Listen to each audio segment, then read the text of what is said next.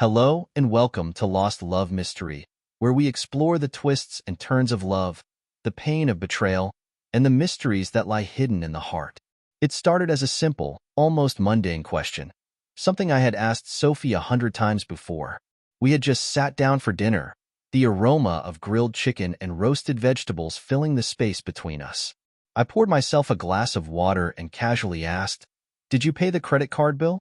Her fork paused midair. Normally, she would have answered without a second thought, either with a quick yes, no, or even a playful, "Did you?" But this time, she didn't respond right away. Instead, she lowered her fork, her eyes meeting mine with an intensity that made my stomach tighten. Then, her words came. "Why do you always do this?" I frowned, confused. "Do what?" "This." She waved a hand at the table, her expression sharp. I leaned back. "I was just asking about a bill." She scoffed. "It's not about the bill, Nathan. It's about how you make me feel like I can't handle things on my own. Like I always need you watching over me." That stung. "That's not what I'm doing." Her lips pressed together as she exhaled. "Maybe not intentionally, but it feels that way. Like you don't trust me to be an adult." I wanted to argue, but the weight of her words held me back.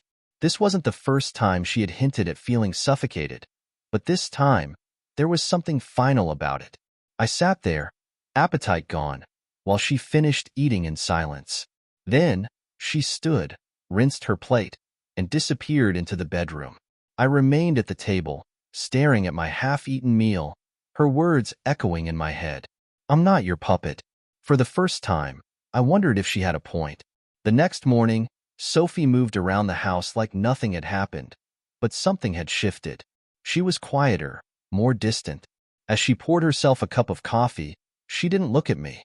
I waited, wondering if she would bring up last night's conversation. She didn't. She left for work with a simple, "See you later," and the front door clicked shut behind her. That's when I made my decision. If she wanted independence, I would give it to her. No reminders. No stepping in. No saving her before she even realized she needed saving. The first opportunity came that very day. A bill was due. Normally, I would have paid it first thing in the morning, making sure nothing slipped through the cracks. But this time, I didn't touch it. When Sophie came home, she dropped her bag on the counter and let out a sigh. "Did you pay the credit card bill?" I didn't look up from my laptop. "Nope." She blinked, clearly surprised. "Why not?" I shrugged. "You knew it was due." There was a brief silence before she muttered, "Right?" and walked away. I told myself it was working. I was giving her the space she wanted. But then came the second test, the water heater. "The heater's acting up again," she said casually the next evening. "I think the pilot light's out." I had been halfway to the garage before I stopped myself. Instead, I leaned back on the couch. "Maybe you should call someone." She tilted her head, studying me. "I thought you'd fix it." I shrugged again. "Figured you'd want to handle it." This time, she didn't respond. Instead, she pulled out her phone, her fingers typing with an irritated force. Over the next week, I continued stepping back, letting her handle groceries, fill up the car with gas, and deal with customer service calls. Each time, she managed. But her frustration grew. One evening, she finally asked, "Is something wrong with you? You've been acting weird." I glanced at her from across the room. "Just giving you some space." Her lips pressed into a thin line, and she nodded stiffly. "Right." That was the first night we went to bed in complete silence. The space I was giving her wasn't bringing us closer. It was pushing us further apart.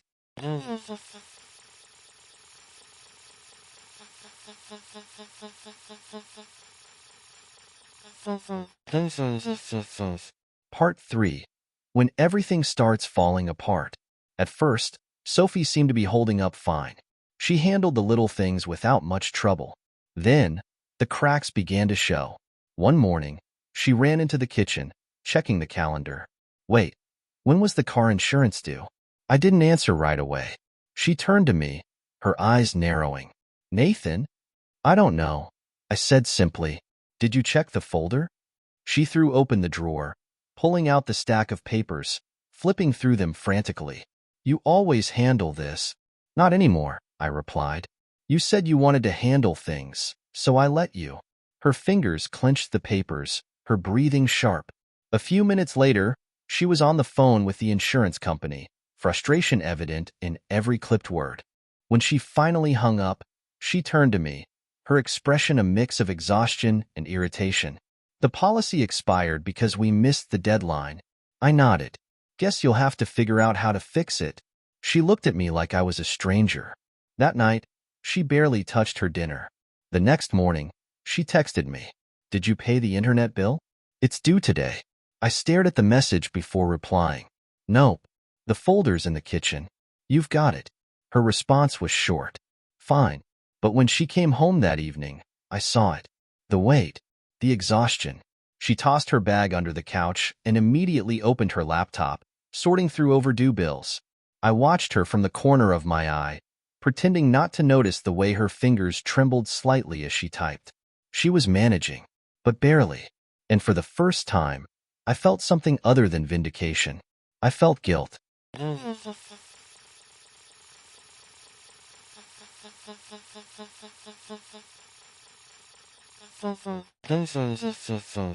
Part 4. The Breaking Point. Sophie came home late, carrying takeout, something she rarely did. She dropped the bags on the counter, exhaled, and glanced at the pile of unopened mail. Did you go through these? She asked. No, I said simply. Figured you'd handle it. She turned slowly, setting her jaw. Seriously? How long are you going to keep this up? I folded my arms. Keep what up?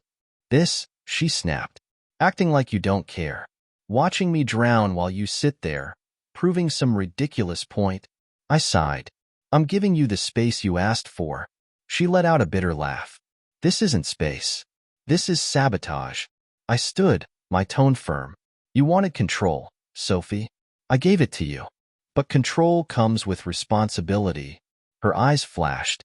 You're punishing me. I clenched my jaw. No, I'm letting you experience what I've been handling all these years. She inhaled sharply, her hands balling into fists. You don't get it. You never asked if I wanted you to handle everything. You just did. And now, instead of us learning how to share the weight, you're proving how much I need you. I didn't have an answer. The next morning, she was gone before I woke up. But when I walked into the kitchen, I saw a neat stack of bills and a sticky note. Can we go through these together tonight? I stared at the note for a long time. That evening, when she walked in, I was already at the table, waiting. She hesitated before sitting across from me. Thank you, she said quietly. We started sorting through the mess, our conversation purely practical at first. But as we went through the numbers, something shifted. I didn't realize how much you were handling, she admitted. And I didn't realize how much pressure I was putting on you, I said. For the first time, we were talking to each other instead of at each other. I never wanted you to do everything, she said softly. I just wanted to feel like I had a say in how we managed things. And I never wanted you to feel like you weren't capable, I replied. I just didn't know how to let go without feeling like I was failing. The honesty sat between us like an open wound. But it was real. Slowly, we began to piece together a new way forward. Not one where one of us carried the other, but one where we actually shared the weight. That night, as we went to bed, the silence between us wasn't bitter. It was quiet, but this time, it felt like the beginning of something better.